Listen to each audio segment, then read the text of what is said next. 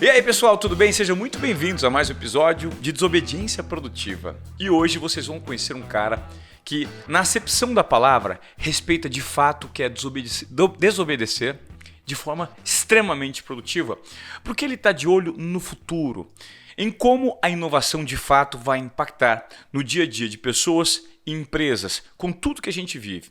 Eu creio que a sua grande dificuldade, assim como a minha, é estar informado e ter uma curadoria de conteúdo para você separar o que de fato é bom ser consumido e que vai gerar algum tipo de transformação na sua vida e o que não, né? Levando em conta a quantidade de materiais disponíveis que nós temos na internet.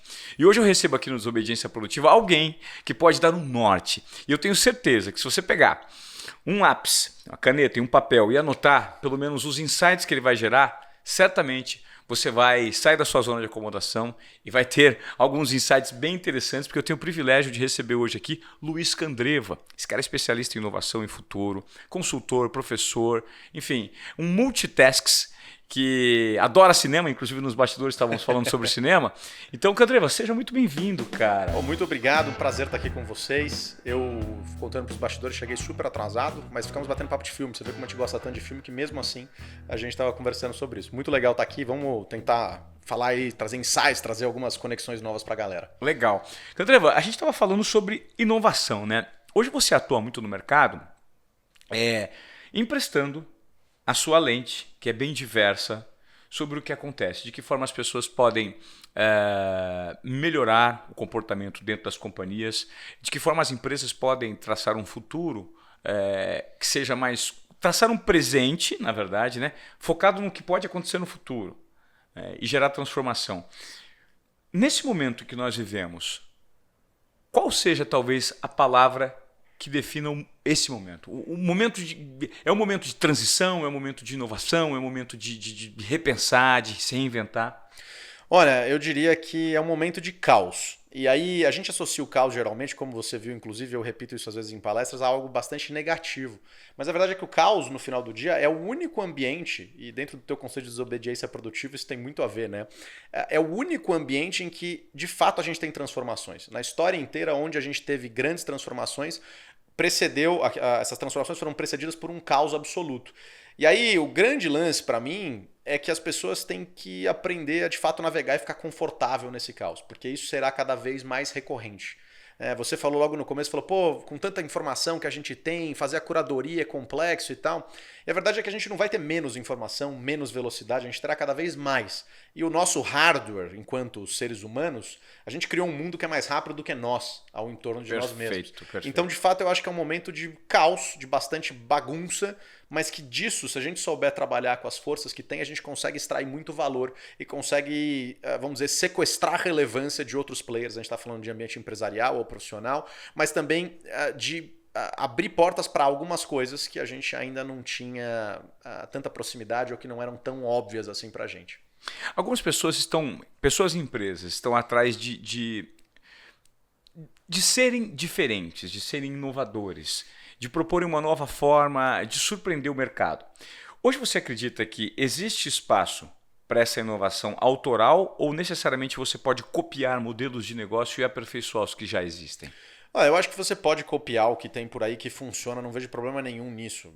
Muita coisa que funciona no mundo, às vezes não. O futuro chega de maneira muito heterogênea para todos os lados, né? Então, por exemplo, o que é futuro para os pagamentos para nós aqui no Brasil é muito diferente do que é futuro de pagamentos na Inglaterra, que é um mercado muito maduro nesse sentido. Então a gente tem um privilégio, de certo modo, por aspas, estar atrás em algumas coisas, como por exemplo a gente está na frente no agro, em várias outras e por aí vai. O mundo ele permite essa conexão, de modo que a gente consegue ter um glimpse, consegue dar uma olhadinha de como é que é o futuro do pagamento ou o futuro do mercado de consumos olhando o mercado americano e antecipar isso para cá. Então, naturalmente, se você consegue saber como é amanhã, você copia isso e espera o negócio dar certo. Exemplos são numerosos, né? A gente tem uma série de empresas que surgiram no Brasil, que são os chamados copycats, mas que vieram de um outro mercado mais consolidado e deram super certo. E muita gente fez ao contrário. A Glovo, por exemplo, que é meio que a Rappi da Espanha, veio depois da Rappi, que veio da Colômbia, mas que olhava para o Uber como uma inspiração para um super app e que olhava por si, muitas vezes, lá para os apps da China, os super aplicativos que já tinham variados lá. Então, a verdade é que meio que A soma com B e você copia. Mas além do copiar, eu acho que você fala assim, pô, muita empresa quer ser diferente e tal, não sei o quê. Eu vejo uma coisa meio doida, que as empresas às vezes vão meio na onda, sem entender por que elas estão fazendo as coisas, né? A gente muitas vezes encontra dentro das organizações por que o cara tá entrando? Metaverso. Agora a moda é metaverso. Todo mundo fala de metaverso, ninguém sabe muito bem o que é metaverso e tal. Eu diria, sem querer simplificar, mas metaverso é meramente a nossa expansão da experiência humana. Então quando eu ponho um fone, um AirPods na orelha, quando a gente usa Agora há pouco você me mostrou um trailer de um filme. Aquilo é um metaverso, de certa maneira. Você tá expandindo, usando um negócio que tá online, me trazendo uma experiência de uma coisa que... Como é que você acessaria esse trailer em 95, por exemplo? Se não fosse na televisão ou no cinema, você não conseguiria ter acesso a esse troço. Nem no VHS ele vinha. Então, quer dizer, hoje você tem acesso. Então, quando você expande a experiência humana, a coisa vai além. Com óculos de realidade ou não, com lentes de contato ou não, tanto faz. Eu acho que é essa expansão. Mas, o meu ponto é, tem um monte de empresa falando, cara, eu quero entrar no metaverso. Eu preciso fazer evento no metaverso. Tem MBA agora de metaverso, que é um negócio meio louco. Porque eu falei, cara, não deu nem tempo ainda. Como é que a gente tem um MBA do negócio que... A gente não... Assim, é um nome. E aí você vê que tem muito buzz. E eu acho que isso é uma coisa preocupante para as empresas. Porque hoje eu vejo elas muito indo ao sabor dos ventos. Eu que brinco de kitesurf de vez em quando, vejo a galera indo o vento empurra para lá, o pessoal começa a falar que isso é tendência, aquilo é uma moda, precisa acontecer, e aí todo mundo vai lá e abraça aquilo e não sabe bem o porquê. E quando a gente vai na origem disso, acho que tem muito a ver com a empresa com medo de que, imagina que daqui 5 anos, metaverso foi a bola da vez. Caramba, arrebentou e tal. E você, na sua empresa, não entrou. Você é o cara, a única empresa que não entrou, porque você falou, cara, não sei bem porque não entrou. Aí você ficou de fora. Recai sobre o executivo uma penalidade, vamos dizer assim, do mercado, falando, cara, você não funcionou. Então, o cara gasta o recurso da empresa, muitas vezes, porque falta um pouco de coragem. Isso não é dizer que todo mundo que está entrando no metaverso não tem coragem, não é isso. Mas ao que aquela inovação, aquela tecnologia, aquela novidade atende ao seu modelo de negócio, ou à sua entrega, a resolução da dor que você resolve para um cliente seu no final. E aí às vezes não tem um porquê, então o cara só faz por fazer. E aí você atira para todos os lados e num ambiente de escassez e de caos, quando você atira para tudo quanto é lado, você diminui a sua possibilidade de atingir um resultado positivo. Então eu acho esse um grande risco para as empresas, ou seja, abraçar tudo que vem por aí, o vento apontou para lá, vamos, o mercado falou, você vê isso, a mesma coisa acontecendo com esses cancelamentos, que agora o pessoal acho que começa a ter uma coisa meio que um flashback assim de, cara, não dá pra ser assim, alguém falou, você vai lá e cancela. O caso do Johnny Depp, vários outros aí. Você vai lá pra trás no Kevin Spacey. De novo, eu não vou fazer um juízo de valor de quem tá certo e quem não tá.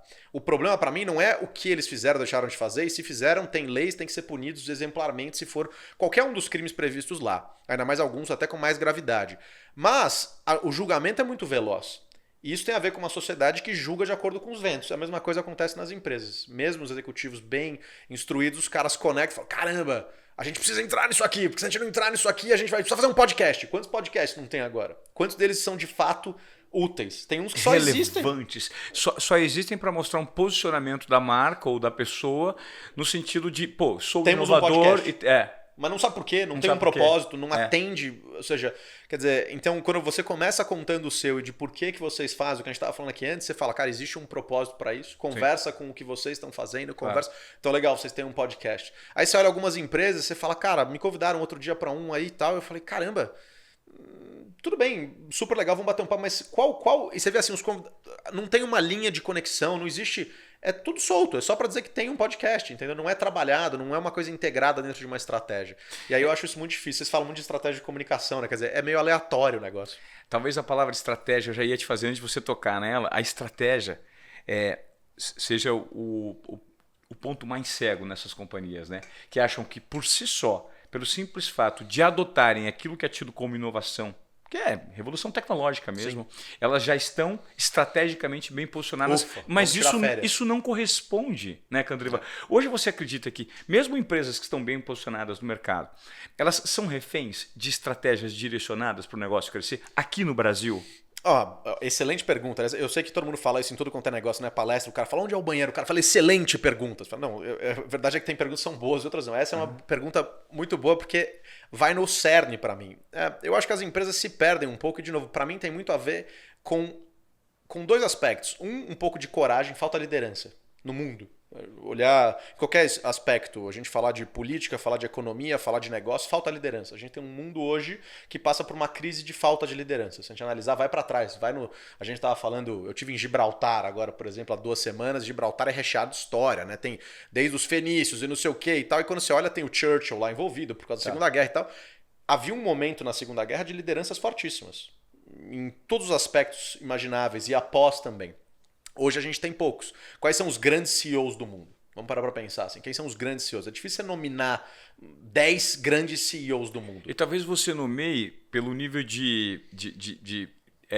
êxito que eles tiveram, mas não necessariamente talvez a transformação que eles gerem. Eu não sei se o Mark Zuckerberg seja um cara, eu sei que ele foi inovador, ele tem um nome na história, porém eu não sei se lidar com ele no dia a dia pode ser algo interessante. É um cara controverso, mas talvez ele esteja entre os grandes, pode ser, mas quem mais? Bill Gates não é mais CEO. O Bezos não é mais CEO. Só para dar exemplo dos caras de tecnologia que a gente estava falando. Mas Jack Ma também não. Aí você pega, por exemplo, o Bob Iger, da Disney, que foi revolucionário na Disney e pôs em ordem e tal. O Jack Welch, né, lendário e tal. Mas cadê esses caras? Eu estou dizendo nisso, mas se você vai para o campo político no mundo inteiro, de novo, eu não estou fazendo, não é partidarismo, não estou falando porque hoje em dia está tão polarizado, mas falando no geral. A gente não tem lideranças, né? E daí eu acho que esse é um lado. E o outro lado, a gente tem incentivos desenhados errados dentro das organizações. As organizações têm incentivos desenhados para o bônus, para o EBITDA, para o hoje. As organizações olham pro agora, elas esquecem de olhar pro amanhã. E não é olhar só para um ou pro outro. Eu podia ser bias e falar, cara, tem que olhar pro futuro e tal. Mas se você olhar só pro futuro, você nunca chega nele, porque você morre no meio do caminho. Claro. Mas se você ficar preso só no hoje, lá na frente você definha. E aí o que acontece é o seguinte, quando você está olhando para futuro, e a inovação tem muito a ver com isso, né? Quando a gente fala da tecnologia, hoje a inovação tem a ver com tecnologia, mas pode ter a ver com modelo de negócio, pode ter a ver com comportamento, enfim, outras coisas.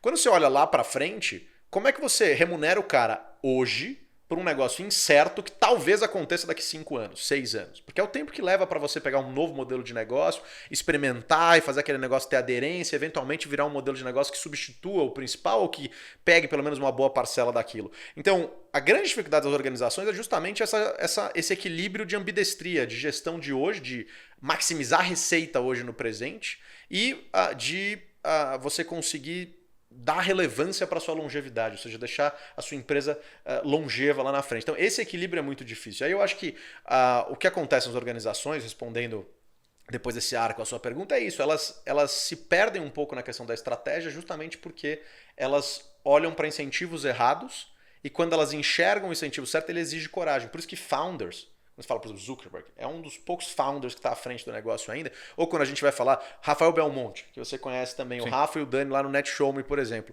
Mudaram o modelo de negócio 8 vezes. Então, essa coragem que eu digo, não é que o cara é todo, nossa, ele é um herói, não é isso. Mas ele está desapegado ao todo e ele entende o senso de urgência de transformação é maior do que o de manutenção. Perfeito. E daí isso faz com que as coisas avancem. Eu acho que as grandes organizações, só por isso que quando founders entram nas grandes organizações, geralmente os caras vão super bem. Amigo meu que vendeu agora recentemente a empresa, faz 2 anos, não é tão recente assim, para a B2W. Venderam a Curry, que é entrega de bicicleta e tal, não sei o quê. Hoje eles cuidam de todo o last mile e tal. Galgou um espaço enorme lá dentro. Por quê? Porque tem outra mentalidade, tem outra cabeça, uma cabeça de escassez, de transformação. E aí não é dizer que startups estão sempre certas, mas é dizer que esse modelo mental pressupõe uma coragem que talvez falte às lideranças das organizações. Que é exatamente o que a gente bate no conceito de desobediência produtiva. Desobediência produtiva é você quebrar os protocolos e entregar mais do que o esperado usando a sua intuição, sua confiança e sua coragem. Mas isso só pode acontecer se necessariamente você tem... uma escuta ativa e é treinado para ouvir a sua intuição, você se propõe a dar um passo de coragem, que é aí sim a tomada de risco, e a coragem, dar um passo de confiança e a coragem em ação. Né? Então, hoje, pelo que você está me falando, se faltam líderes, faltam tomadores de risco. Exato. Perfeito. O ponto é esse. Faltam tomadores de risco. Tomada de risco. E por isso que a gente nota que existem alguns transformadores que explodem, como você falou em startups, ou que são founders que venderam e que dentro de uma corporação geram uma inovação muito grande, porque eles atuam muito no segmento de comportamento. Né? Quando a gente fala de tecnologia, as pessoas se esquecem muito do comportamento, né, Candreva? De que forma, dentro daquilo que lhe compete, que você entende o mundo, você está tomando decisões, você está agindo proativamente. Porque nós temos uma tendência absurda de apontar o dedo. Pô, não deu certo porque o cara não me ajudou, porque minha equipe é ruim. E quanto você faz dentro daquilo que lhe compete para gerar transformação? Você acha que nós estamos ainda numa sociedade muito acostumada a receber e que a tecnologia, de certa forma, acaba sendo uma justificativa para isso? Eu acho que a tecnologia acaba virando muleta. A gente enxerga Muleta, a inovação exato. como a tecnologia como inovação, quando na verdade uma coisa não tem necessariamente a ver com a outra. As grandes transformações, aliás, geralmente são baseadas em comportamento e não em tecnologia. Exemplos já meio batidos, mas você pega um iPhone, por exemplo, ele transformou a maneira como a gente consome tudo, né? Nossa vida, o smartphone surgiu da maneira como a gente usa ele hoje, com tela touch, etc., sem teclados e tudo mais, mas todas as tecnologias já existiam. A gente já tinha tela touchscreen, a gente já tinha Bluetooth, já tinha tudo aquilo. O que aconteceu é que em certo momento o comportamento do padrão de consumo fez com que aquele produto fosse um produto desejado, porque o cara queria o conteúdo que estava do outro lado, o vídeo, o cara queria o game, o cara queria usar o Uber. Essas coisas todas só podem existir nesse tipo de telefone que tem que é mórfico ali, que a tela, o cara consegue pôr o que ele quiser. O outro estava preso numa telinha menor com um teclado fixo e tal. Então, o comportamento pesa mais. Eu costumo dizer que tem 3 vertentes principais para a transformação. A primeira delas é o comportamento em si, qual é a dor humana que está envolvida naquele negócio, qual é o desejo, o anseio humano. A segunda é a tecnologia. E a tecnologia a gente associa muito à eletrônica, né? Porque a gente cresceu numa geração, e todo mundo que está acompanhando a gente, cresceu em gerações que a televisão, o computador, o celular, são as coisas que a gente viu como tecnologia. Mas a pedra lascada lá atrás foi tecnologia. A roda. A roda, qualquer coisa que a gente usou para resolver um problema foi tecnologia. Fogo foi tecnologia. O fogo foi tecnologia. Aliás, uma das mais importantes. E hoje a gente começa a ter a tecnologia mudando de eletrônica, ou seja, de um hardware, para virtualidade, que parece a mesma coisa, mas não é. Porque a virtualidade pressupõe que a gente vai acessar tudo isso que a gente quer sem um device, sem um intermediário, sem uma mídia no meio. Que hoje a gente já fica conectado 100% do tempo, só que a gente usa os dedos e os olhos, é uma interface ruim. A gente deve evoluir essa interface para uma interface que conecte a gente no todo. E aí, o grande lance é que esses são os 2 primeiros e o terceiro é a conjuntura. Um exemplo que eu acho sempre legal e que está em voga ainda por causa de pandemia, imagina que no começo da pandemia a gente já tinha necessidade de se conectar com pessoas, certo? Profissional, pessoalmente, a gente já tinha que se conectar com os outros. E daí vem a pandemia e a gente vai para trabalho remoto. Mas Zoom, Skype, Slack, WhatsApp, tudo isso aí já existia. Por que de repente a gente mudou? Porque surgiu a pandemia, teve uma conjuntura e essa conjuntura transformou, ou seja, esse terceiro pilar apareceu e transformou. Muito bem. Agora imagina que isso fosse em 95, na época do filme que você mostrou ali, que o pessoal vai ficar curioso com ele, depois a gente vai contar qual que é. Boa. Vai deixar para o final. Um filme de 1995, Exatamente. gente. Um clássico que o Candreva não assistiu. Não conhecia, vai ser meu filme de hoje de noite. Mas imagina que em 95 rola tudo isso. A gente ia conseguir fazer trabalho remoto? Não tinha as ferramentas. Então, a transformação ela precisa dos 3 pilares. Agora, imagina a pressão que haveria para que surgissem essas ferramentas de tecnologia, etc. E a partir do momento que surgisse uma ou duas, a gente migraria fortemente para isso. Então, quando a gente vai desenhar um cenário de futuro, o que a gente olha? Quais são as duas que já existem? Geralmente já tem 2 desses pilares, ou a tecnologia ou o desejo humano, ou a conjuntura já é diferente e falta tecnologia, ou vai ter uma mudança de comportamento. E quando a gente encontra isso, você começa a olhar quais são os drivers para levar aquele terceiro pilar. E aí, quando você consegue mensurar aquilo, você fala, cara, qual é a chance de tal e tal e tal coisa? Por exemplo, qual é a chance da China entrar em Taiwan e limitar... Hoje a gente tem uma crise de supply chain global ferrada, arrebentando, sobretudo por microchips. Né? O valor dos carros, por exemplo, foi para a estratosfera por N razões, mas principalmente porque falta microchip, então escassez gera aumento de preço e gera aumento de preço no final. O que acontece se a China invadir Taiwan, onde são produzidos 95% dos chips de alta performance e 40% de chips de todo o planeta Terra são feitos lá? Os carros e tudo que depende de componentes de Taiwan vão explodir. Tudo que depende de microchip, ou seja, tudo, do ar-condicionado a essa câmera, a esse microfone, tudo isso sobe de preço. A gente tem um mundo que foi digitalizado durante a pandemia, com limitação para poder seguir o seu caminho digitalizado, porque agora você tem a tecnologia mais cara. Seria, a grosso modo, eu já vou fazer uma analogia de filme também, por você da minha época. Eu vou fazer uma analogia aqui de Mad Max. Mad Max, lembra do Mad Max? Eles viviam atrás de algo que era uma commodity e deixou de ser. Virou uma preciosidade, que era gasolina. Lembra? Então... Mundo desenvolvido de motores, todo mundo precisava de gasolina, não tinha gasolina. É um paralelo perfeito nesse negócio. Eu nem sou muito fã de Mad Max, confesso pra você. Talvez seja um crime falando. Se você que gosta de Mad Max, você tá revoltado comigo. Mas a verdade é que eu acho esses filmes meio apocalípticos, de futuro, eu sou meio otimista. Eu acredito que o futuro sempre pra frente. Aliás, não sou só eu. Se a gente olha pra trás, a gente sempre evoluiu, né? A gente tem solavancos, mas para pensar o mundo de hoje, a gente vive de fato o melhor momento da humanidade. Com série de mazelas e problemas, mas todos os indicadores, menor número de pessoas abaixo da linha da pobreza, maior número de pessoas com acesso à eletricidade, uma série de coisas, a gente vive no melhor momento. Significa que a gente sempre avançou, né? Vírus ou outros vírus, todos eles foram vencidos por nós. Pode demorar mais aqui, mas a gente bateu peste espanhola, tudo que veio no nosso caminho, o ser humano é um bicho resiliente. Ele aguenta o tranco e ele vai passando, feito um trator por cima de tudo. Às vezes de um jeito até meio errado, mas a gente vai passando. Então, eu acho esses filmes meio apocalípticos, assim, meio beges. Eu chamo tipo o livro de Eli. É tudo meio bege, tá ligado? Esse não é muito a minha. Mas, de fato, é uma analogia perfeita, que é, cara, um recurso que era necessário para o mundo acontecer, daquele mundo acontecer, de repente se tornando escasso. Num ambiente em que a gente vive, como eu acabei de falar, numa curva de abundância, em que a gente abraça cada vez mais a abundância, né? O exemplo que eu dou recorrentemente: quanto custava, Ivan, para você escutar música há 200 anos? Há 150 anos? Nossa, eu imagino que deveria ser uma fortuna, porque você deveria ter um aparelho que era exclusivo, que era toca-discos. 150 anos nem tinha, 200 anos. Tipo, uma banda, uma orquestra, talvez. Claro. Entendeu? Então, quanto custa hoje? E aí eu quero dizer o seguinte: olha como a gente foi para um lado de abundância, que vai migrar para outras coisas, como já migrou em vários cenários, né?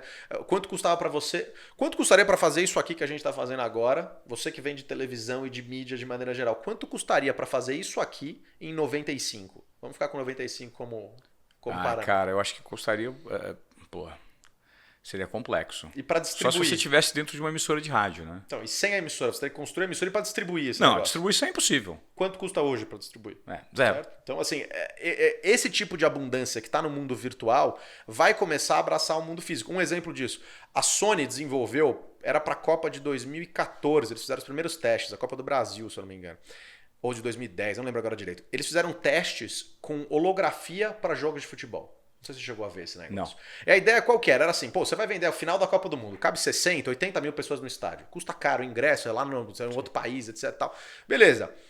E se você puder vender para todos os estádios do mundo a final da Copa do Mundo? Uau. E você projetar com holografia, e aí você lota todos os estádios, só que aí você não vai cobrar o mesmo valor do ingresso que está lá. Não. Então veja como a virtualidade traz para o mundo físico, em algum momento, uma redução substancial de ingresso. E aí se você coloca agora óculos de realidade virtual e etc., você consegue expandir para uma outra coisa, inclusive. Talvez você não precisa nem ir para o estádio. Com fone e etc, você senta numa cadeira e você vai ouvir a torcida, e você vai ver o berço, você vai escolher o lugar onde você quer sentar. Se você sentar na torcida da África do Sul, depois você senta na torcida da Alemanha. Você escolhe, você vive um pouco aqui, um pouco ali. Então, quanto vai custar isso? Muito menos do que custa o ingresso físico, além da viagem, do hotel e etc, etc. Então, assim como quando você compra a final de Grand Slam de Wimbledon, você está em loco, você vai pagar uma fortuna, mas você pode assistir. Se você tiver uma TV por assinatura ou uma plataforma de streaming que está transmitindo o jogo, você está pagando o valor do... Né? Exato. E antes era impossível. A televisão, a gente tem ela muito como algo recorrente, porque a gente já cresceu numa geração que tinha a televisão como um eletrodoméstico mais comum, né? Não vou dizer 100% comum, mas mais comum na casa das pessoas. Obviamente tem lugar que não tem eletricidade, mas muito mais comum. Se você vai para gerações mais antigas, você poder ver um evento tipo o Apollo Landing lá, em 1969, a gente pousando na Lua, era por isso que teve aquela audiência brutal, porque era, como assim eu consigo ver o que está acontecendo na Lua? Era uma coisa incrível. E pra gente hoje, você vê um evento ao vivo, que é um troço, se você parar pra pensar, do ponto de vista de tecnologia, é sensacional, né? Você parar pra pensar que tem uns caras jogando, tem 35 câmeras, ângulo e não sei o que, sensor na bolinha, quando ela pinga fora, é incrível o nível de tecnologia e acesso que a gente tem. Quantos canais tem hoje nas televisões a cabo? Você vai virando 800 canais, 600 canais, tem de tudo. Você acha um canal novo todos os dias. Eu achei ontem um canal Empreender, um canal do Sebrae junto com a Band. Nem sabia que existia esse negócio. Tava procurando lá um troço. Eu falei, canal Empreender, o que é isso aqui? Fui olhar, depois fui atrás, fui descobrir. E tá lá um canal com programação o dia inteiro, com trocas e tal. Eu falei, caramba, como é que... É muito conteúdo. É muito conteúdo, entendeu? Então, mas esse é o ponto, a tecnologia permitiu abundância. E aí, quando a gente vai para um ambiente eventualmente de escassez, Mad Max, como fica o planeta? E aí você calcula qual é a probabilidade disso acontecer. E aí, nesses cálculos, você consegue desenhar os cenários e falar assim, caramba, olha como é importante a sua empresa, ou o seu governo, ou a sua instituição, ou você, enquanto profissional, olhar para esses detalhes para o futuro, para que você não tenha a sua relevância sequestrada, como aconteceu com exemplos aí, tipo Kodak Blockbuster e tantos outros afins. Inclusive, mais para frente, se a gente quiser, a gente pode bater um papo aí sobre a Kodak e a Fujifilm, que tem um paralelo muito grande. A gente sempre lembra da Kodak, se estrepou, e a Fujifilm é uma das maiores empresas do mundo hoje, num segmento muito diferente. Vou deixar com um mistério aqui no final, que é cliffhanger, é importante, não? Tá. E um negócio desse. Mas enfim, então o fato é, como é que você garante a sua relevância no futuro? É muito interessante, vamos voltar para esse papo, a gente precisa revelar aqui no final desse episódio qual é o filme que nós estávamos tratando, e vamos voltar para esse episódio de Kodak Fujifilm, Porque agora eu queria te fazer uma pergunta. Você está falando muito de corporações, né? E você participa do conselho consultivo de algumas empresas, justamente porque esse é seu papel. Você tem uma mente privilegiada, já foi para vários lugares, estuda muito, é um cara extremamente conectado. Agora, quando isso, e isso é a pergunta que eu vou fazer de olho no público do Desobediência Produtiva. Porque quem nos acompanha aqui está com dificuldade de empreender, não tem ainda o tripé, né, da desobediência produtiva, intuição, confiança e coragem bem alinhados para dar o próximo passo, se sentem inseguros, estão insatisfeitos onde se encontram, mas não sabem qual é o próximo passo e que de forma tomar. No mundo que hoje pessoas são marcas, né? E todo mundo depende de estratégia para conseguir. Talvez esse seja o ponto, as pessoas não tenham percebido. Não é só escolher o negócio, fazer um público. Se você não tiver a estratégia certa, você pode nadar contra a corrente. Você pode estar nadando contra a corrente, correndo na subida, e o negócio não vai andar.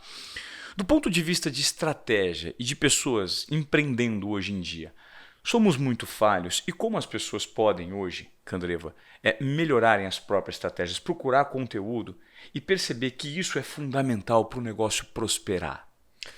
Olha, a pergunta é complexa, né? Porque ela envolve Sim. um monte de possibilidades. Mas se fosse para dar um norte, eu diria que o que eu acho que falta para a grande maioria dos negócios que começam a perder relevância, dos gigantescos aos pequenos. Resolver de fato uma dor relevante. E aí isso é meio batido, já devem ter ouvido em vários lugares, outros convidados devem ter falado, mas é porque é verdade. E aí o grande negócio é o seguinte, o valor das coisas está na dor que elas resolvem. Se eu chegar para você e falar assim, você tem dor de cabeça? Você tem dor de cabeça ou não? Eu tenho ressaca. Eu não vivo pós-ressaca. É muito louco você fez essa pergunta. O único remédio que não sai da minha mochila é Neosaldina. Olha, propaganda gratuita para Neosaldina. Propaganda gratuita para Neosaldina. Não sei nem quem faz a Neosaldina, mas é impressionante porque a Neosaldina, por exemplo, eu tive tantas dores de cabeça pós-ressaca em algumas situações que já fiquei num hotel que ligava, o cara não vinha trazer, então eu nunca ando sem Neosaldina. Então vamos lá, imagina que eu tenho aqui para você uma pílula, um remedinho aqui que você toma e que você nunca mais vai precisar tomar nada. Você não vai ter dor de cabeça para nada, de jeito nenhum, não vai precisar de Neosaldina, nada. Você pode fazer o que você quiser, você pode tomar gasolina, que não tinha lá no Mad Max, e você não vai ter problema nenhum. Custa R$10. Você compra? Óbvio que sim. Óbvio que sim. Eu tenho o mesmo remedinho, ele cura isso aí por uma ressaca. Ele custa R$130 mil. Você compra? Óbvio que não. Muito bem. Você tem uma doença terminal, você vai morrer, é fictício. Você vai morrer em 2 semanas. Eu tenho o mesmo remedinho, quanto você paga? Se eu tiver dinheiro e todo o dinheiro do mundo, eu pago o que for. O que for, certo? Sim. O que você tiver à sua disposição, você vai atrás. O que eu quero dizer com isso é o seguinte, perceba que o remédio é o mesmo. É a mesma pílula. O valor que você dá a essa pílula é o tamanho da dor que ela resolve para você. Para as empresas é a mesma coisa. Desde a loja de doce, o salão de beleza ou a mega corporação que faz a Neosaldina, seja lá quem for, todas essas empresas têm que resolver alguma dor no mundo. E quando a dor é grande o suficiente, essa dor vai trazer relevância no longo prazo. Então, tem N fatores. Tem a questão da estratégia, tem como se comunicar, tem como você alocar o seu investimento, tem como você buscar conhecimento. E tudo isso faz parte são diferenciais competitivos ou são alcances melhores ou vão traçar um caminho melhor. Mas no norte eu colocaria qual é a dor que você resolve. E muita gente vai falar assim, eu alugo filme, eu pego e vendo quentinhas e tal. Essa não é a dor, isso é o que você faz.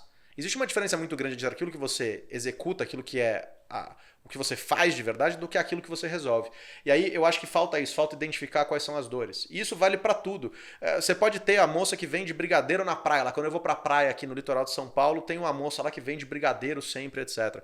A dor dela é a minha fome ali na hora? Não, porque a fome pode ser o espetinho. O milho, o espetinho, eu posso comer em casa, ou na minha fase de regime, perdi 23 quilos. Na minha fase de regime doido aqui, o brigadeiro não é o que eu como, nem o milho, é um inferno. Como mato e só e pouco, e amêndoas. Cara, como eu como amêndoas. Mas assim, o grande negócio o que ela tá te entregando talvez é uma lembrança um pouco da infância. Ela tá trazendo um brigadeiro é um negócio diferente. Você não vai se alimentar, você não deveria se alimentar só de brigadeiro. Então, qual é a dor que ela resolve? E às vezes você vai descobrir que a dor que você resolve é muito pequena. E esse é o grande negócio. Você fala, cara, por que eu não... Eu remo, como você falou, você sai, você nada, e você fala, cara, não saio do lugar. Porque talvez você resolva uma dor muito pequena. E tudo bem, às vezes, for isso. Mas a maioria dos negócios no Brasil, quando são criados, muitos deles são criados por necessidade, né? A gente tem no Brasil uma estatística triste de que a gente empreende por necessidade, em que pese isso gere conhecimento e gere uma capacidade melhor para o brasileiro de maneira geral, mas a gente empreende por necessidade. Então necessidade própria, não necessidade do mercado. Exato, não é o cara que fala assim, cara, mas tem um problema aqui, eu vou resolver, como vocês fizeram na IM é assim que fala, na IM Comunicação, ou o que a gente faz com a EI, ou que qualquer o NetShow lá do Rafa e do Dani que a gente mencionou, qualquer empresa, a Neusaldina, essas empresas viram um problema e falaram, a gente pode resolver esse problema. E tentaram entregar uma solução da melhor maneira possível. A maioria dos empreendedores no Brasil hoje começam um negócio para poder ter subsistência. E beleza, esse cara tá no corre, na luta lá do dia a dia dele, ele tem que realmente correr atrás disso e infelizmente é o que aparece, ou felizmente é o que aparece. Mas a partir do momento que ele consegue se sustentar e etc, por que não transformar isso em algo que começa a resolver uma dor ali? De novo, a gente imagina que isso vale só para empresas gigantescas, mas isso vale para qualquer uma, em qualquer instância. É óbvio que o delta é menor. A empresa pequena ou a empresa média vai fazer um delta de 5, 6, 10%, um crescimento pequenininho. A outra talvez faça um crescimento maior, mas o ponto é, todo mundo pode fazer. Então, qual é a dor que você resolve no mundo? Entendeu? Então, o cara que compra a marmita, ele pode estar procurando preço, ele pode estar procurando agilidade, ele pode estar procurando ser saudável, ele pode estar procurando uma série de coisas. Descobre qual é a dor que esse teu público tem, conversa com eles, entende dessas pessoas e tenta resolver aquela dor, não fazer tudo. Eu vou dar exemplo para tangibilizar e não falar que eu estou falando do vento. Minha mãe tinha tinha 2 lojas em São Paulo de peças de moto. Era um negócio bem diferente e tal, não sei o que, fazer manutenção. Não. Essas lojas viraram uma loja de cosméticos depois, que não tinha nada a ver uma coisa com a outra, era uma loja de cosméticos. E daí essa loja de cosméticos a gente começou a conversar e entender o seguinte, cosmético por cosmético eu compito com a farmácia, eu vou competir com a droga high, etc. Não dá para competir com esses caras em preço, eles compram em volume. E tudo bem, eles têm a força da musculatura, não vamos bater ali. Agora, em produtos exclusivos, talvez eu atinja um outro tipo de mercado. Então por que eu não começo a pegar essa receita que traz, mesmo sendo pequenininha lá, de vender, cara, como é que chama? Acetona e sei lá o que, desodorante, e vou transformar essa receita em outro negócio. Ou como é que eu faço para aumentar minha margem para eu trazer um produto, por exemplo, de fora que ninguém está trazendo ainda? Ah, mas importar é caro. Não necessariamente, dependendo do que for. Você traz uma pequena quantidade para um nicho de mercado, etc. Testa. O que a gente fez? Mudou a loja, vou resumir a história toda, mudamos a loja para o interior, muito mais barato, estoque no interior, sai o ponto comercial, é caro, né? Sobretudo em São Paulo, então você precisa estar num ponto bom para vender bem, mas o ponto bom custa mais caro e tal. Saiu, foi tudo pro online. No online começou a vender, desovou o estoque, então vende barato, vai no preço de custo e começou a trazer produtos exclusivos do todo. Resumindo a história, isso faz uns 4, 5 anos. Hoje ela tem uma marca própria, ela tem uma marca para maquiadores, ou seja, um nicho específico, uma marca de maquiagem para maquiadores e uma marca que ela desenvolveu. Começou duras penas, achando a indústria para fazer ali e tal, não sei o que e tal, pouquíssimo investimento e o negócio começou a virar, ganhou um nome e hoje ela, como você mencionou, as pessoas são marcas, né? Hoje a minha mãe é blogger. Vê se pode um negócio desse, tem lá os seus milhares de seguidores lá do sei lá do que faz legal. Eventos e tal. Então, quer dizer, ela criou um canal que é ela mesma para os produtos dela, ela criou uma marca dela que vale para ela como um negócio, ela pode ter a marca, né? Ela é convidada para fazer workshops e coisas e tal, e não sei o quê. E de outro lado, ela criou uma marca que ela vende junto com parceria com os maquiadores. Então tem chama Maikai, um negócio de não tô fazendo propaganda, não, só pra claro. Ilustrar que tem lá. É um negócio de Havaí, tem toda uma temática de Havaí, que ela adora Havaí e tal. E em paralelo com isso, ela tem o maquiador X com a Maikai, o sei lá o que com a Maikai. Então ela criou co-brandings interessantes. Então, de novo, isso tudo começou a fazer, não teve, a pessoa falar mega, não, e hoje se tornou um negócio que é maior do que as lojas lá atrás físicas jamais foram. E não tinha referência nenhuma no mercado, foi autoral, né? Foi pegar como a gente fala de forma figurativa, né, metafórica, foi pegar um facão e não seguir a trilha que já estava feita por uma ou outra empresa, faça a sua própria trilha. Exato, é uma coisa que você inclusive fez, pensando na sua carreira, do pouco ou muito que eu conheço, e que muitos jornalistas agora começam a fazer na sequência. Claro. Porque um pouco inspirados, um pouco olharam e falaram, caramba, que coisa interessante, existe uma outra porta. Eu já conversei com vários ex-colegas seus, inclusive, vários deles falando, a gente achava que não dava, minha vida era essa daqui. Você vê que em algum momento começaram a romper essa barreira. E quem rompeu isso antes tá galgando na frente. Então, não quer dizer que você vai ser o primeiro e você vai ser o melhor. O Google foi o 19º buscador. Mas por que ele é o principal? Porque ele resolveu a dor de quem buscava coisa online. De uma maneira muito melhor que os outros. Então, não é ser o primeiro, mas obviamente ser o primeiro te dá uma vantagem de que se você navegar bem, vai bem. Então, eu acho que esses exemplos são como é que você conquista a relevância para frente. Antecipa movimentos e consegue com isso, eventualmente, achar caminhos novos. Desobedecendo de maneira produtiva o status quo que te colocam ali em volta. Ô Candreva, vamos só relembrar então para a nossa audiência aqui. Vocês estão percebendo, né? Que a gente fala de forma acelerada. O Candrevo é uma máquina. Vocês não viram a palestra desse cara, gente. Aliás, sua palestra, cara, você não tem uma, né? Você tem várias. Tenho algumas. Algumas palestras. Fala sobre tudo. E como falar rápido, dá pra fazer 3 em 1. Fala sobre tudo, não. Fala sobre as coisas que eu tenho conhecimento. Outro dia me convidaram pra falar um negócio que não tinha nada a ver. Eu falei, irmão, isso aí não... Realidade virtual. Eu falei, eu vou enrolar lá, mas não é a minha. Eu vou te indicar um brother que trabalha com esse negócio, tá? Porque tem muito isso. Não tem muito speaker que o que vem, o cara top e tal. Eu acho isso uma furada do tamanho de Júpiter. Mas quando a gente vai falar de futuro, eu de desenho, cenários, inovações. Só então, aqui, relembrando para nossa audiência do Desobediência Produtiva, para ficar bem evidente para vocês, né? Porque o nosso objetivo aqui é gerar transformação. E alguns insights que você possa aplicar de uma maneira prática. Você falou de um tripé, de 3 elementos que são necessários para você estar conectado. Só vamos relembrar esses 3 elementos para o pessoal de casa ficar bonitinho. Primeiro, comportamento humano, a dor, o desejo, a necessidade humana, o fator humano. Legal. O segundo deles, a tecnologia. De novo, não só a eletrônica, tudo que for tecnologia. E o terceiro, a conjuntura, ou seja... Contexto. O contexto daquele momento no tempo que você, analisando, inclusive pode colocar ele para o futuro. Certo? Para falar, cara, qual é a conjuntura quando a gente tiver maior oferta de microchips, por exemplo. Aí depois você vai ver quanto é possível isso ou aquilo. Mas, se tiver mais microchips, as coisas vão cair de preço. Pô, então se eu comprar o exemplo, se eu comprar um carro hoje e ele cai de preço amanhã, eu perdi patrimônio. Certo? Então a mesma coisa ao contrário. Você podia falar, cara, vai aumentar o preço de uma série de coisas porque vai faltar microchip, porque no supply chain louco por causa da pandemia, blá blá blá. Então beleza, então você compra carro como investimento, seria uma coisa atípica, mas talvez você ganhe grana ali naquele momento e tal. Então, esse tipo de coisa, você projeta a conjuntura onde você quiser, para frente, para trás, você coloca onde você quiser. Legal.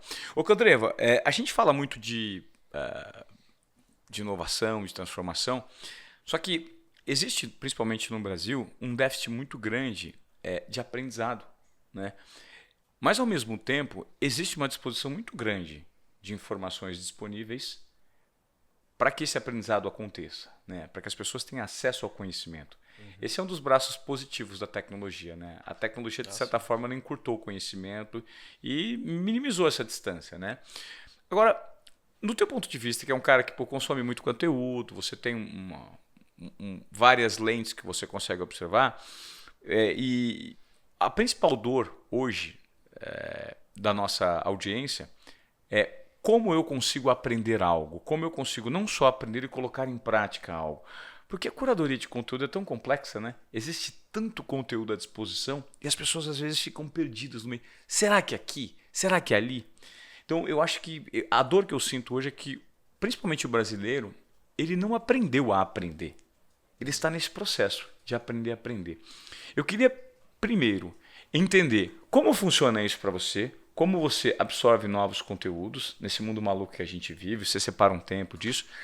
E diante da sua experiência e como você se comporta, qual que é a sugestão que você daria para as pessoas que estão acompanhando a Desobediência Produtiva? De que forma que eles podem, de repente, aprender um novo conhecimento ou uma nova competência? Eu estou sorrindo porque as perguntas são boas. Assim, a gente acaba participando daqui e dali, às vezes você recebe umas perguntas e fala, putz, mas dá para te aprofundar tanto. E essas perguntas são perguntas que instigam raciocinar e tal. De fato, porque você sabe que eu sou um bom entrevistador. Parece que você sabe o que está fazendo. Talvez tenha alguma prática, alguma experiência com isso. Tanto que quando a gente conversou, a Gil mencionou, todo mundo está acompanhando, sabe quem é, porque ela aparece nos stories toda hora, falando, mas eu falei, mas tem uma pauta? Ela falou, não tem pauta, a gente vai fazendo. E eu fiquei tranquilo, eu falei, porque, você vira bem fazendo pergunta, né? Talvez chegue uma hora, depois de fazer isso umas décadas, uma hora aprende, né? Então, acho que o negócio vai bem. E de fato, eu acho que... Revisitando sua pergunta. O aprender a aprender. A gente tem uma dificuldade muito grande, né? De como achar. Como achar o conteúdo, né? E falar, isso está fazendo sentido para mim, ou isso não faz, vou descartar e vou para uma outra trilha de conhecimento. Eu vou fazer uma parábola simples aqui. Para mim é o seguinte, o profissional do futuro me pergunta toda hora qual é a profissão do futuro. Sei lá o que. Para mim, o profissional do futuro é um cara que resolve problemas complexos. E aí, problema complexo não é problema difícil. Problema difícil é aquele que exige um esforço gigante para você resolver, ou seja, muita força. Subir uma pedra num barranco, se você colocar a força suficiente, qualquer um com a força suficiente, mais hora ou menos hora consegue. O problema é complexo, exige que você conecte muitos pontos diferentes. E aí a única maneira que eu encontrei até hoje de conectar muitos pontos diferentes, vamos dizer que tem duas, mas que elas são correlacionadas. O cerne disso é curiosidade. é de fato a curiosidade. É você começar a puxar um fio e ir atrás e continuar. Então, eu não diria que tem, aquele canal é o melhor canal, ou essa daqui é a melhor maneira, etc. Mas é você ser de fato curioso o suficiente para continuar correndo atrás. Porque isso vai te trazer novas experiências, novas conexões e vai conectar pontos diferentes. E aí, isso vai aumentar a sua caixa de ferramentas que vai te capacitar a resolver problemas mais complexos lá para frente. E como é que é essa coisa de curiosidade? Sei lá, eu quando era moleque, por exemplo, e óbvio que aí vai da oportunidade de cada um, né? A gente tá falando de um país com realidades, como eu falei, heterogêneas pra caramba. A gente tá falando de um país muito diferente, assim como o mundo inteiro de maneira geral. Mas tem muita gente que tem muito acesso, muito bacana, e aí, de novo, em cada nível você tem acessos diferentes e você tem aprendizados possíveis diferentes. O que eu vejo? Eu acho que eu quando era moleque, eu lembro em 98, eu tinha a Encarta 98, não sei se você lembra o que é isso. A Encarta era uma enciclopédia em CD da Microsoft. Era tipo a Barça, versão CD, só que da Microsoft. Era um CD Bordeaux, assim, e tal. E eu adorava aquilo. Era a coisa mais legal do mundo pra mim. Era pôr aquele CD no computador, apertar aquele botão turbo, que boa parte de quem tá assistindo a gente não tem ideia o que é. O pessoal não assiste Top Gun aqui, não viu isso também. E aí a gente põe o CD lá e aparecia, sei lá, Brasil. Aí tinha lá um monte de coisa sobre o Brasil e tal, e tinha lá hino nacional do Brasil. Você podia clicar e cair no hino nacional, você ouviu o hino nacional. Aí você clicava lá, ou qualquer país que fosse, você clicava lá, hinos nacionais. Então, de Brasil eu fui para hino nacional do Brasil, aí para hinos nacionais, aí entendi símbolos nacionais, e você tinha vários cliques, esses hiperlinks que iam me jogando dentro do negócio. E quando eu olhava, eu passava 3, 4 horas nessa coisa, navegando e passeando nesse troço. Mas eu não tenho 3, 4 horas, eu não tenho uma Encarta. Todo mundo hoje em dia quase tem uma Encarta. Quem tiver acesso à internet, a gente está falando de uma grande parcela da população, quem tiver acesso à internet hoje tem acesso à Wikipedia, por exemplo. E a Wikipedia, querendo ou não, é um negócio que permite um acesso a qualquer informação. Como eu falei, eu tava viajando agora, fiz Gibraltar, fiz Celta e tal, não sei o quê. Boa parte das informações que eu coloquei, inclusive nos stories, veio de coisas que eu peguei na Wikipedia, que depois eu dei uma complementada na Britânia, que é uma outra enciclopédia que tá online também, de graça, disponível. Então, YouTube, quantos vídeos tem no YouTube, quantas informações tem. Então, quero dizer o seguinte, como é que você puxa a sua curiosidade e você vai atrás? Então, é um pouco assim a Netflix é legal também para você consumir, ou a Disney Plus, ou qualquer serviço de streaming. Consuma isso também. Mas separa um tempo para você pegar lá A Origem do Cosmos, tem no YouTube, legal pra caramba, 40 minutos. Pô, mas eu não vou ver 40, tá bom, ver 20. Assiste 20 minutos de Origem do Cosmos, talvez crie um interesse. Assiste de cara, primeiros, já viu como é que é um pé de milho há, sei lá, 2.000 anos? Já viu como é que eram os primeiros pés de milho? Não. Já 3 grãos. Então, põe lá assim, frutas, legumes, vegetais do passado. Tem lá um vídeo te explicando como é que era. Às vezes é interessante, você vê que a banana era um negócio que parecia uma jaca, era difícil de abrir, cheio de caroço e tal, não sei o que, que hoje a banana tem um UX perfeito, né? O User Experience da banana, você abre, a embalagem é biodegradável e tal. É um negócio mágico. Então, essas coisas, o tomate era totalmente diferente. Aí você fala, cara, mas o que isso tem a ver com o todo? Isso tem a ver com o seguinte, a gente percebe que quando a gente fala, por exemplo, de carne impressa, tem uns outros episódios que eu falei aí de outros podcasts falando disso, a gente pode até falar um pouco, mas... Carne impressa? Clean meats, são chamadas, por exemplo, Mosa Meat, Memphis, várias empresas dessas estão fazendo isso no mundo, são carnes feitas em impressoras a partir de células. Então 10 células fazem 50 mil toneladas de carne. É carne, só que não é plant-based nem nada, só que não tem nenhum dos problemas que acompanham a produção da carne. Pode ter outros, mas não tem nenhum desses. Então, questões ambientais, não tem... maus tratos animais. Nada. Tipo, é um negócio, falar uma picadinha lá de 10 células na vaca, a vaca nem sente esse negócio aí, tranquilo, e vai. Tá. Então, esse é um dos exemplos. Pô, aí o pessoal fala, mas isso é artificial. Você fala, mas o tomate que a gente selecionou sempre o mais vermelho, e hoje a gente tem os mais vermelhos, também não é uma seleção artificial. Quando a gente usa transgênicos, parece uma coisa de outro mundo, criminosa e tal, não sei o quê. Mas será que o transgênico não é meramente a gente usando uma tecnologia? Antes a gente usava o visual e eu selecionei esse tomate, quero plantar esse. Daqui a um tempo a gente está usando outro, mas é mudança genética. Mas ela geralmente avilta a nossa imagem, assim é como a gente enxerga isso, porque a gente viveu essa transformação. As gerações novas já enxergam isso como parte do dia a dia. Do processo. Então, e os processos são cada vez mais curtos. Então, a verdade é, essa transformação vai ser cada vez mais recorrente. Então, quando você busca essa curiosidade lá atrás, de você começar a permear assuntos diferentes, ver o podcast X, escuta o outro, vai entender como é que funciona a construção civil. Pô, será que esse vergalhão aqui que o pessoal usa hoje, de onde veio esse troço? Os romanos faziam cúpulas, os árabes usavam arcos. Pô, de onde é que surgiu esse negócio de meter o ferro no meio do troço? Sei lá, eu acho curioso. E talvez seja uma curiosidade minha, mas... você certamente vai ter curiosidade sobre algo. Procura sobre aquilo, entendeu? Por que hoje a gente tem celebridades que se comunicam pelo Instagram ou sei lá do quê? Porque a fofoca é um negócio que dá muita audiência. Vai entender não a fofoca em si, mas a origem de por que aquilo acontece. E aí quando você começa a entender esses mecanismos todos, isso vai permitir que você entenda um pouco melhor o comportamento humano de maneira geral e consiga de fato também entender que as tecnologias vão mudando e talvez começar a ter vamos dizer, um relance assim de qual é o futuro, o que está vindo por aí, o que está no horizonte. E se você estiver um pouquinho na frente dos seus concorrentes, você já está um monte na frente de todo mundo. Então, acho que é por aí. Ser curioso. É curioso como você me explicou, porque é um outro ponto de vista, por exemplo, para que o Steve Jobs falou naquela conhecida palestra em Stanford, né, quando ele foi o Paraninfo de Stanford. Ele faz uma palestra de 15 minutos e basicamente ele diz que no início da carreira dele ele tinha interesse por exatas, mas também tinha interesse por artes, por design. E que chegou um determinado momento na vida dele que se provou que essa mente multifacetada, com várias lentes, os pontos se conectam. Né? Então tudo isso que faz com que você exercite a sua curiosidade, os resultados provenientes dessa curiosidade, eles de certa forma são informações que você não vai descartar. Por mais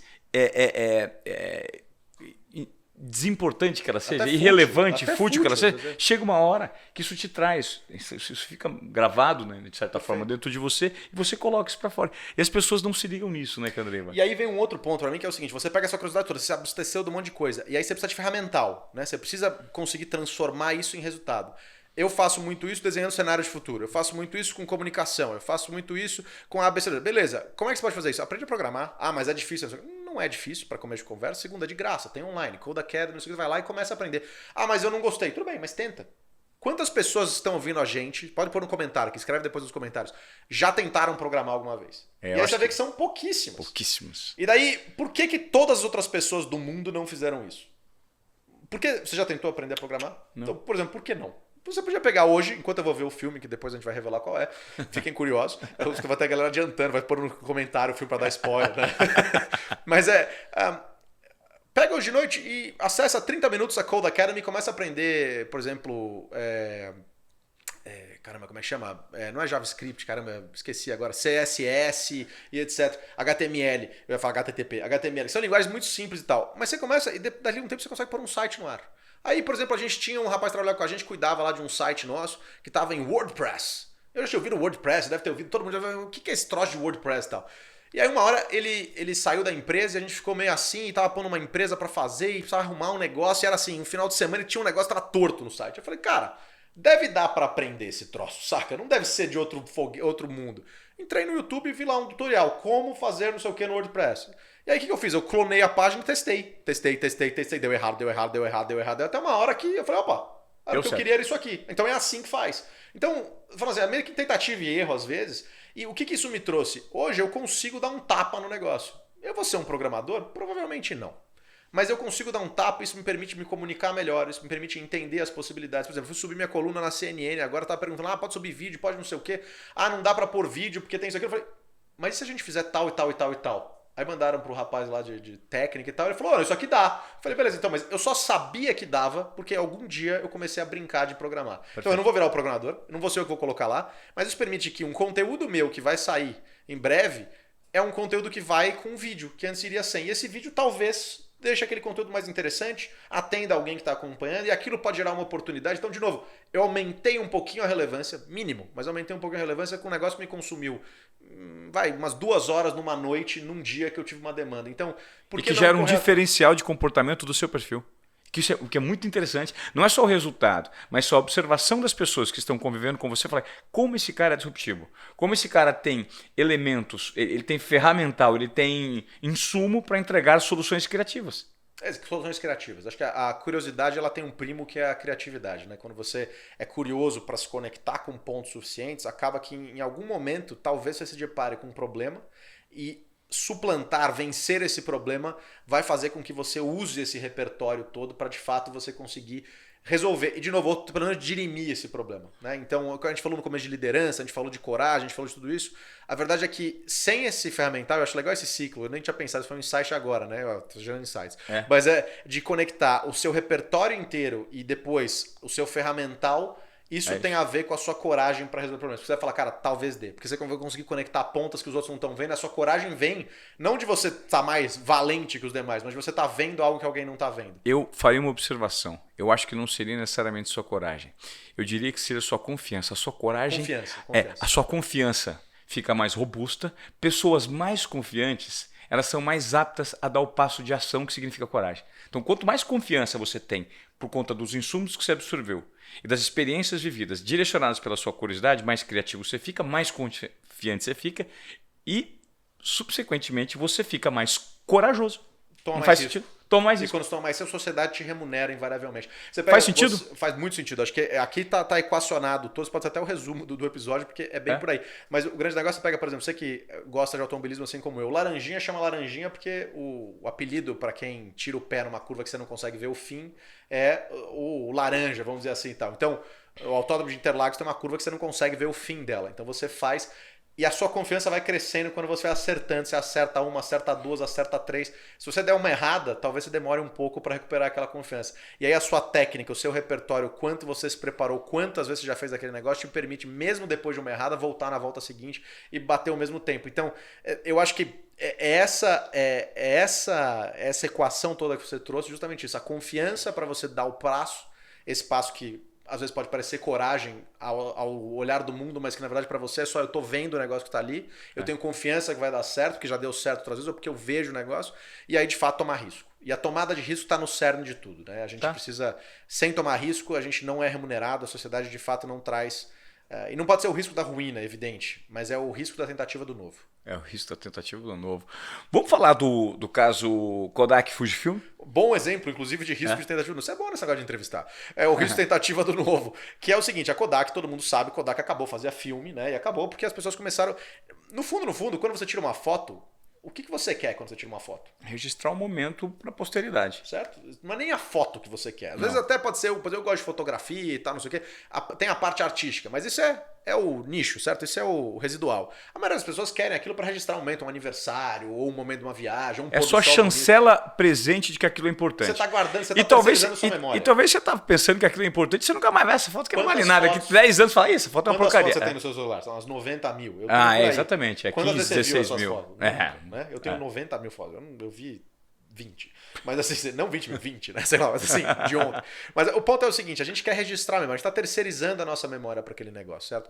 Então quando a Kodak tinha um negócio que era em filme, e quando você surgiu um digital, ele suplanta, é meio óbvio quando você entende o... Lembra da dor que eu falei? A dor era, eu quero eternizar esse momento. Eu não quero eternizar esse momento em filme, não, eu quero eternizar esse momento. Tanto que se uma hora a gente tiver uma memória, tipo, imagina a gente ter um Google Drive enfiado na cabeça, na hora que a gente tiver com, talvez, esse momento de conexão, homem-máquina, etc, humano pra lá, que é o que vai rolar em breve. Black Mirror, né? Hã? Black Mirror. Meio Black Mirror, mas não do jeito ruim. Black Mirror é pra dar dor de estômago, né? Uma série que rola que é pra dar dor de estômago. Essa daí é do jeito bacana do negócio. Mas o ponto é, na hora que a gente tiver isso, talvez você nem tenha mais a foto. Porque se você consegue lembrar tudo, você não precisa registrar. Só pra dar um exemplo de como talvez o modelo digital desapareça também, porque você registra tudo. Se você lembrasse de tudo, você não filmava nada. Claro, você imagina que daqui um tempo eu posso... Candreva, você lembra quando nós nos encontramos lá em 2020, cara? Olha aqui esse momento. Pá, liga o seu Wi-Fi aí, pumba. Nossa, eu tô enxergando o que você tá enxergando. A gente vive que vem momento, da minha... Você entra naquele momento e fala, cara, olha que legal. Então, o ponto é, talvez você não precise mais registrar nada. Então, assim, coisa que a gente tem hoje de um monte de registros, servidores, por isso, talvez você não precise mais. Talvez você... Então, só para dar um exemplo, mas o ponto é que lá atrás a Fujifilm entendeu, junto com a Kodak, depois de ver a Kodak, inclusive, caindo, a Fujifilm fazia filmes também, etc.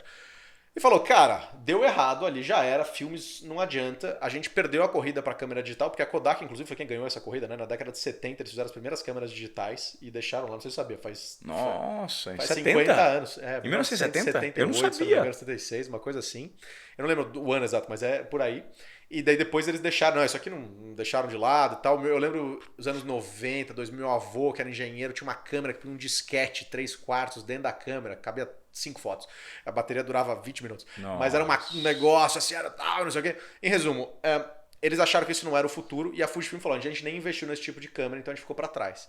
Só que o que é uma empresa que faz filmes no final do dia? Uma empresa química. Ela é uma indústria química. Porque ela tem que fazer o melhor papel, ela tem que fazer o não sei o quê, etc. Então ela é uma indústria química. E o que a Fujifilm percebeu? E aí vem o papel, de novo, lembra que a gente falou do founder, de ter alguém que toma um risco. E o CEO, o presidente do board deles, Eu não lembro o nome dele, agora vai me perdoar aqui, mas depois a gente põe aí embaixo. Mas o presidente do board deles olhou e falou assim: cara, a gente tem sei lá quantas mil patentes, acho que 40 e poucas mil patentes químicas. Que não é o melhor meio de inovar, mas para mim é um bom exemplo de como os caras conseguiram pegar valor do que estava morrendo. E falaram, como é que a gente usa isso daqui? Quais são outros segmentos que precisam de patentes, que precisam de produtos ou elementos químicos que talvez a gente possa fazer funcionar? Para que servem essas patentes todas? Uma serve para dar longevidade para isso aqui, uma serve para aquilo. Bom, em resumo, começaram a procurar e hoje a Fujifilm, eu não sei se você sabe disso, a Fujifilm é uma das principais produtoras de cosméticos do planeta. Ela vende em 9 ou 10 países na Ásia, ela é líder em vários deles. Se vocês colocarem Fujifilmes cosméticos agora, vai ali na aba, agora não, espera terminar o episódio, vai ali na aba do lado e coloca, e vocês vão ver lá vários cosméticos, é super bonito o site, etc. São 8, 9, 10 países, Singapura, China e vários países na Ásia, em que eles vendem cosméticos para todos os lados lá.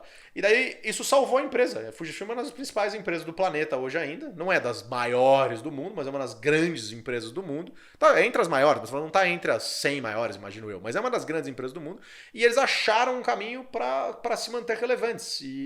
Então esse é um deles, eles têm várias áreas de negócio, mas essa é uma das áreas para mim é super curiosa, e mostrou como eles conseguiram. De novo, o cara tomou um baita risco, porque ele chegou para os acionistas e falou assim, ó, a gente vai parar de vender filme, a gente vai começar a vender esse troço aqui, que tem a ver com vender maquiagem ou sei lá o quê, que não, parece que não tem nada a ver, de fato no produto final não tem, mas na origem tem. E acharam um caminho, e tomou um risco gigante, certo? Então, mas em algum momento o cara falou assim, eu posso esperar 3, 4 anos definhar e morrer, que é o que vai acontecer, eu tenho certeza que isso vai acontecer, ou eu posso tomar um mega risco, e pode ser que eu morra agora, em 6 meses, mas talvez eu dure 10, dure 15.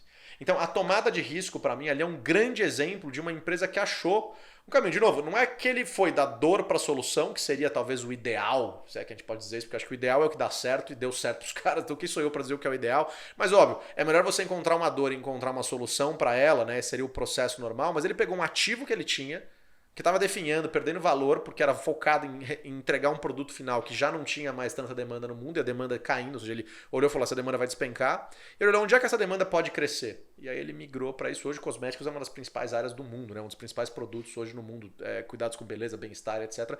É uma das áreas que mais cresce no mundo. E tangenciou... Pivotou, né? Os caras pivotou, foram, fica mais bonito, né? Pivotou, tangenciou para essa área. E hoje é um grande player de cosméticos. Tem uma palavrinha que define o que você falou e que a gente tocou num assunto anterior. Vocês notaram que existe por trás disso uma única palavra associada a um comportamento, que é estratégia. Eles colocaram uma estratégia com tomada de risco em prática. Foi uma estratégia, poderia dar certo. Exato. Deu. Poderia errado. dar muito errado. Mas pelo menos existe uma estratégia, ou seja, pensar com os elementos que estão no tabuleiro e observar que peça que eu movimento e para onde eu vou. Que é o que eventualmente falta hoje, né? Para muita gente. O cara pegou a direção. O resumo para mim ali é o seguinte, ele, ao invés de deixar o acaso, que é o mercado, ele pegou a direção e falou, a gente vai virar aqui, e sei lá, pode ser que aqui dê de cara num muro depois, mas pelo menos sou eu escolhendo ir pro muro. Então, essa força para mim é um pouco do que falta, assim, é você poder escolher e não ficar esperando. E de novo, aí vem aquele negócio dos incentivos que eu falei. Então, o incentivo pro cara na Blockbuster, quando tava lá quebrando, locadoras de vídeo de maneira geral, era, cara, eu ganho bônus agora, eu injeto grana agora, por que eu vou pegar e vou jogar esse negócio pra frente, entendeu? Então, geralmente o executivo que tá para decidir isso é um cara que já tá há muitos anos na empresa, talvez seja até para se aposentar. Então ele olha, eu tenho dificuldade de imaginar que aqueles que estavam à frente da Blockbuster, um pouco antes dela quebrar, não viram que ia dar errado. São pessoas muito bem preparadas, educadas nas melhores escolas do mundo e etc. Então, é difícil você imaginar que não antes da transformação, mas depois que o negócio já estava entornando, é difícil você falar, não vai dar certo. Você vê os números, você olha, não tem muito segredo. Só que eu acho que o cara olha o incentivo agora. Ele fala, cara, isso estoura no próximo cara. Eu saio daqui 2, 3 anos, isso vai estourar daqui 5, 6, 10. Entendeu? Então eu deixo. Tem vários grupos de mídia no mundo que é isso. Quem aí já entrou, por exemplo, num site que está escrito lá, conteúdo exclusivo para assinantes? Todo mundo. Quem assinou? É o residual, 2%, 1%, 1% é o mínimo. A maioria da galera procura o conteúdo em outro lugar e encontra ele de graça. Como se você fizer agora, você vai encontrar esse conteúdo, quase todos eles de graça. Claro. Então, o modelo de negócio de eu vendo a sua atenção para um anunciante, acabou, porque a sua atenção não está mais lá. A sua atenção está diluída em tudo isso que a gente falou agora há pouco na Britânia, no podcast. A atenção está distribuída em tudo isso. Então não adianta você querer vender essa atenção para um conteúdo que é commodity, porque o conteúdo virou commodity. Perfeito. A curadoria não, tem um valor gigante, porque se tem tanto conteúdo, a curadoria cresce muito. Mas o ponto é, por que essas empresas de mídia não se mexeram? Tem um pouco de ostracismo, tem um pouco de síndrome Maria Antonieta, que eu chamo, que estão lá perdidos, desconectados com a realidade e vivendo como se fosse num castelo e achando que esse negócio vai funcionar. Cultura organizacional, né? Cultura organizacional de todo, mas tem um outro lado também de, cara, deixa rolar, porque não vai estourar no meu colo. Entendeu? O diretor que percebe, olha e fala, pô, eu me realoco aqui, eu saio por cima, o resultado na lua, porque geralmente as empresas elas quebram logo depois elas estarem no ápice, porque é quando a tecnologia está mais dispersa, é quando o acesso é maior. Então, se você olha todos os gráficos, a Blockbuster estava alugando o maior número de filmes possíveis, ela tinha o maior resultado dela da história e tal, e depois ela cai assim. A Kodak é a mesma coisa, a indústria petrolífera em vários cenários é a mesma coisa. Então, a verdade é que elas estão no ápice, porque é o momento de maior dispersão da tecnologia, de maior acesso e etc. E aí depois elas caem. Então o cara sai falando, ó, eu deixei o EBITDA lá em cima. O meu sucessor é um fracassado. Ela quebrou, entreguei a empresa voando. Só que ele entregou a empresa voando, a empresa presente. Esqueceu da empresa futura. São duas empresas que são, às vezes até elas chocam, elas são empresas concorrentes uma das outras dentro, porque elas puxam recurso, mas as duas têm que funcionar em harmonia. É muito raro isso acontecer, mas tem algumas empresas e alguns profissionais que conseguem equacionar esse presente e futuro. Esses caras, para mim, têm grande valor. O Bob Iger que eu mencionei da Disney, a Disney que agora, inclusive, eu acho, e me cobrem, mas eu acho que a Disney vai passar por maus lençóis olhando pra frente. Eu sou um fã inveterado de Disney, assim, adoro. E por uma série de coisas, a experiência nos parques e a experiência com os filmes, etc., tem piorado sensivelmente. Isso os indicadores todos estão mostrando uma queda. Mesmo apesar da cultura implantada na cultura. Mesmo apesar da cultura organizacional, né? que é monstruosa, que é referência para o mundo. Tá. Eu acho que por conta de pandemia também, eles mandaram muita gente embora, na hora de contratar de novo, eles não conseguiram. A cultura está sendo vencida, entrou mais gente nova do que tinha. Então, imagina que você pôs mais gente de fora, ou muita gente de fora, frente a quem estava dentro. Então, está difícil de você conseguir. Os Estados Unidos está com um problema, né, de. Estão dando muitos subsídios, e subsídio parece muito bonito quando a gente precisa, mas depois eles tornam um problema, porque as pessoas não querem trabalhar, estão pagando para fazer entrevistas, as empresas pagam o cara para ir fazer uma entrevista. Na Europa a mesma coisa, com um monte de cancelamento nos aeroportos, porque não tem pessoal. Eu tive um voo agora cancelado em Portugal, porque não tinha pessoal de pista para liberar o negócio. Simplesmente não tinha funcionário suficiente para operar o aeroporto. Londres, o Heathrow agora limitou o número de passagens. Então, uma série de coisas acontecendo porque tem muito incentivo e as pessoas não querem essas funções mais. E aí, de novo, sem juízo de valor, se está certo, está errado, eu acho um problema do ponto de vista econômico. Mas então isso começou a acontecer também na Disney. Então eu quero dizer que a Disney para frente vai ter, eu vejo, por uma série de motivos, um tempo mais difícil e deve perder um pouco de relevância. Em que pese, de novo, eu seja um fã maluco da Disney e acho que ela tem coisas incríveis. Para mim é uma das poucas empresas, eu sempre disse isso, que me tiraria do que eu faço. São pouquíssimas. E talvez essa seja, talvez seria a única, vou dizer, porque tem essa coisa de realmente entregar magia para as pessoas e tal. Mas o Bob Iger lá atrás conseguiu fazer uma Disney que vinha cambaleando, porque focou muito no EBITDA, focou muito... De novo, não é que você não tem que focar no lucro e no resultado, é óbvio que tem que olhar para isso. Mas se você só olhar para isso, você diminui o show de fogos. Você piora a experiência, você deixa de dar manutenção no brinquedo, não sei o quê, mesmo que ele fique quebrado mais um tempo, não tem problema, as pessoas ficam na fila. Aí você abaixa o ingresso, só que você abaixa o ingresso enche de gente. Ah, mas aumenta o resultado, é só que a experiência piora, e esse cara que foi fala, pô, os brinquedos são meio iguais, o show diminuiu, eu não vou de novo. E aí, no primeiro momento, você dá um salto, porque as pessoas estão vindo no embalo do resultado. Mas depois você começa a definhar. Aconteceu com a Disney na década de 80 e 90, ela quase quebrou. O Magic Kingdom dava 1 milhão negativo noite. Pra você ter uma ideia do loucura que era. O Bob Iger vem e ressuscita ali os diários do Disney e basicamente adapta aquele negócio para, cara, vamos entregar magia para as pessoas. E as pessoas pagarão por isso. Então o ingresso ficou o ingresso mais caro da história da Disney, só que sempre lotado com filas. Por quê? Porque os parques sempre uma entrega absurda. Os filmes, vamos comprar aqui Marvel, comprar Star Wars, comprar a ESPN. Ele veio numa uma dessas compras, né? Ele foi adquirido, vamos dizer, junto quando compraram, se eu não me engano, a ABC. Daí depois ele saiu comprando, pô, ESPN, Lucas Studios, Marvel Studios, a Pixar também vem dessa época. Então, olha que transformação incrível de entender o longo prazo. Isso tudo trouxe um resultado muito pior no primeiro momento. É aquisição, é custo, mas no longo prazo eles se tornaram a principal empresa de mídia das grandes lá de trás, que mudaram todas as 10 maiores do mundo. A Disney foi uma que bateu e voltou. As petrolíferas voltaram agora por causa de subida do petróleo, mas todas elas... Então, houve uma transformação para tecnologia. A Disney conseguiu fazer essa transformação. Eu vejo hoje ela passando por um novo... Mudou o CEO agora e esse cara novo está claramente olhando... Óbvio, com todas as dificuldades de pós-pandemia, uma indústria que depende das pessoas irem ao cinema, irem aos parques, irem ao navio, irem ao hotel. É óbvio que ela sofre com isso.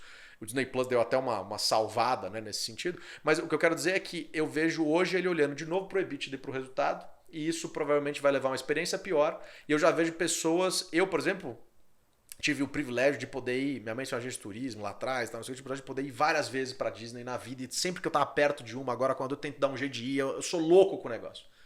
Mas, qualquer uma delas, das que estiverem por aí. Hoje eu já não tenho. Eu fui agora com a minha família em junho, eu não tenho vontade de novo. Olha que doido que esse negócio. Alguém que eu era assim, fissurado. A experiência não piorou. A experiência piorou substancialmente. Imagina, Piorou. eu cheguei só pra dar um exemplo. Fomos falar com o fulano lá um dos guest relations, etc. Estamos conversando com o cara. Aí minha irmã falou, olha, a gente ficou preso, o brinquedo quebrou, ficou quase 1h20 quebrado. Então você perdeu tempo. Como já aconteceu várias outras vezes, não sei se já teve experiência dessa, você fala, olha, tive um problema, os caras te dão tipo um fast pass, um negócio pra você recuperar aquele tempo que você perdeu em outro brinquedo e você, beleza, ok, a experiência tá equilibrada e tá tudo certo, não quero nada além disso. E aí ele viu lá no sistema que eu tinha ido com a minha mãe, eu fui a trabalho, levei minha mãe e minha tia no começo do ano e tal, não sei o que, a gente foi.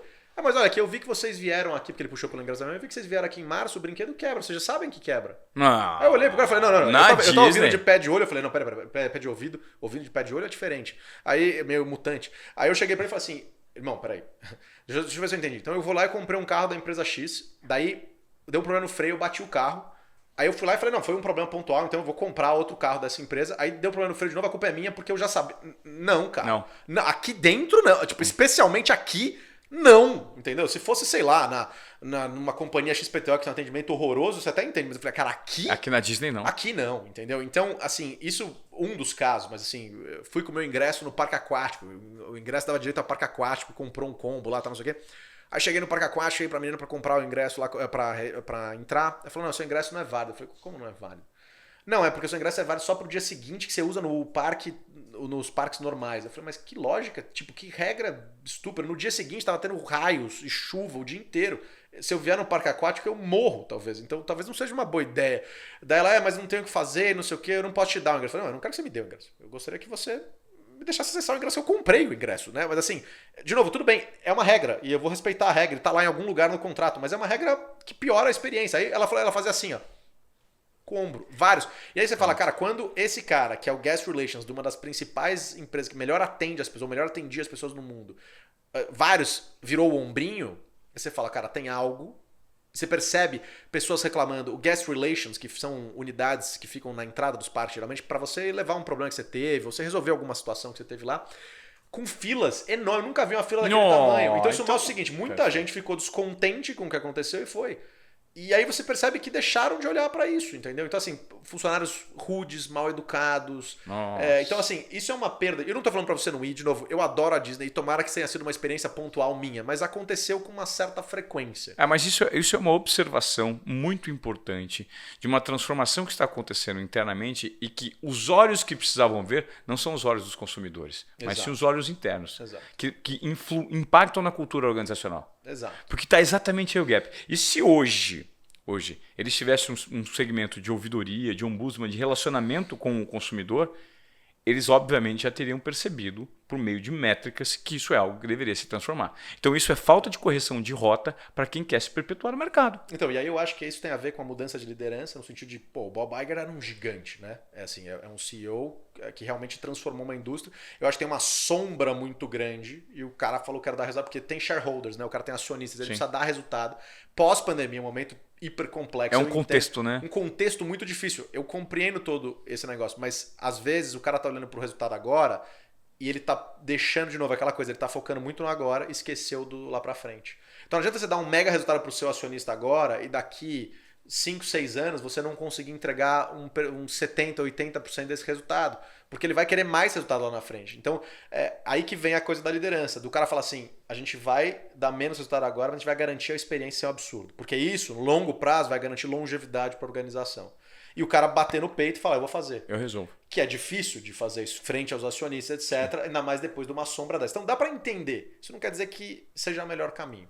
Então eu acho que isso, eu dou no exemplo da Disney porque a gente puxa nos extremos, né? Os melhores atendimentos, as melhores empresas. Sim. Mas isso vale para o todo, né? O quanto o restaurante que você frequentava está te atendendo bem. Você consegue, você tem esse negócio, você que é dono de um restaurante ou dono de um salão de beleza, você está atendendo direito ou será que depois da pandemia mudou um pouco o negócio? Então a gente teve uma ruptura aí no meio que transformou muita coisa. E eu vejo muita gente, a gente estava falando do Top Gun, por exemplo, que para nós remete também a uma memória afetiva e coisa e tal. Será que não é o momento da gente ter esses lugares que a gente tinha, aqueles como padrões, como pilares, bastiões de coisas que a gente convivia e que faziam parte? Será que eles não deveriam trazer familiaridade num mundo que mudou tanto, o cara poder ir lá e comer numa cantina e falar, caramba, aqui é igual era, eu me sinto no normal. Eu me sinto em 2019, 2018 e tal. Talvez seja uma coisa de trazer familiaridade. Isso talvez. Então, eu acho que tem esses caminhos aí que são caminhos importantes as empresas olharem. Candreva, eu gostaria muito de agradecer sua participação. Eu acho que nós poderíamos ficar aqui horas conversando sobre tantas coisas. Inclusive, já deixo um convite para um próximo episódio. Vai ser um prazer. Vamos tratar de outros temas específicos, que a gente possa avançar e ter um pouco de mais tempo nesse bate-papo. Porque, eu adoro trocar com pessoas que têm esse poder intelectual como você tem e que está disposto a compartilhar com outras pessoas. Porque esse é o objetivo desse podcast, né? A gente quer gerar transformação na audiência que está nos ouvindo, está nos assistindo. Então, eu peço para que você compartilhe. Você curtiu esse episódio até aqui? Ele gerou algum tipo de transformação? Cara, faz um resuminho do que a gente debateu aqui e tente colocar em prática, porque isso é uma fonte de conhecimento, de provocação, de insight que você pode, perder um tempo com o podcast. Não, você ganhou um tempo. Interessante. Eu peço para você também compartilhar, faz muito sentido para a gente aqui. É por isso que nós estamos aqui, faz 3 anos, batendo nesse conteúdo de desobediência produtiva para gerar esse tipo de transformação. E conforme o prometido, vamos falar do filme que você vai assistir hoje, né? Vamos. E eu vou até adicionar nesse convite que você fez. Primeiro, eu queria agradecer muito porque, de fato, perguntas boas. Assim, eu não estou falando, se você for ver outros episódios, eu não falo isso para todo mundo. A verdade é que perguntas legais que me fizeram ter insights novos e conectar pontos novos. E a gente repete muitas vezes a mesma coisa, Sim. Mas às vezes achar caminhos diferentes. Então, muito legal. Dá para ver que é feito com um propósito claro, que é isso que você falou. E mais do que isso, contestem as nossas verdades também. Porque às vezes você vê um negócio diferente, me manda aqui e fala, achei aqui diferente, vamos pensar, achei demais. Deixa sua rede digital aqui, suas mídias. Tudo @Luiz Candreva. Luiz com Z, Candreva, como se fala? C-A-N-D-R-E-V-A. Você não conseguiu acompanhar nessa velocidade, mas vai estar em algum lugar aqui. Não tem erro. Cara, o filme, o Ivan me indicou um filme. Eu vou falar quem tá no filme, você vai revelar você. Vai lá. Voz de narrador, vamos etc. lá. Temos Al Pacino. Temos, como diz o trailer, 2 dos mais elétricos. É muito bom o trailer da década de 90. Atores de Hollywood, como eles falam lá. Temos Al Pacino, temos Robert De Niro e temos também... Cereja do bolo, né? A cereja do bolo, que também participa de Top Gun. Foi daí que surgiu esse negócio. Val Kilmer. O alemão difícil de trabalhar lá. Num filme que é um thriller policial de bandidos e etc, né? Como é que chama o filme? De 1995, Columbia TriStar Pictures apresenta um filme de Michael Mann, sexta-feira nos cinemas. Lembra desse cara que fazia isso? Era muito bom, né? Muito bom. Fogo contra Fogo, Hit. Fogo contra Hit, 1995. Os caras são incríveis, porque quando você coloca Pacino contra De Niro, né, cara? É o primeiro que eles fazem um contra o outro. Já contracenaram no Poderoso Chefão, mas eram em períodos cronológicos diferentes, né? Eram outra organização. O Al Pacino era filho do De Niro, porque o De Niro é o Poderoso Chefão, Então, esse filme é incrível. Se você não assistiu de 1995, a gente estava falando sobre o Top Gun. E você não assistiu... Cara, você vai adorar Hit. Não, vou assistir hoje, é verdade, não é papo isso, não. Eu vou assistir hoje, eu estou curioso. Durante todo o nosso papo aqui, eu estava com algo me corroendo aqui dentro, pensando, que horas que eu vou conseguir ver esse negócio? Como é que é a minha agenda? Então, vários momentos eu dei uma viajada, porque eu estava pensando nisso. Como é que vai ser meu cronograma para ver Fogo contra Fogo, hoje de noite. Hoje, sexta-feira nos cinemas. Exato, no caso, segunda, em casa, mas tudo bem. Candreva, obrigado, cara. Foi um prazer, tá? Valeu. Tamo junto, valeu.